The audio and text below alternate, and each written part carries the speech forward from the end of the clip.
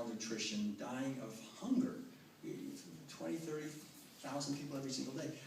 So that's on that end of the bell curve, and then of the so-called poorest people.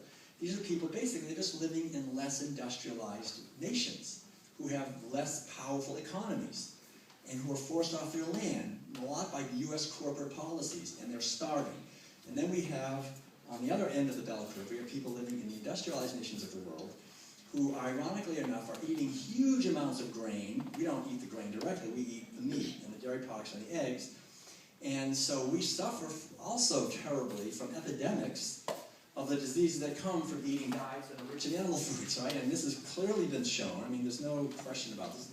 We have the highest rates of diabetes, of osteoporosis, of obesity, of heart disease, of cancer, various kinds, especially breast, prostate, and cancer, the diseases of kidney disease, liver disease, arthritis, diverticulitis, the autoimmune diseases. These are what are sending everybody to the hospital, and especially the dementia and Alzheimer's, and these things are all linked to eating diets rich in animal foods.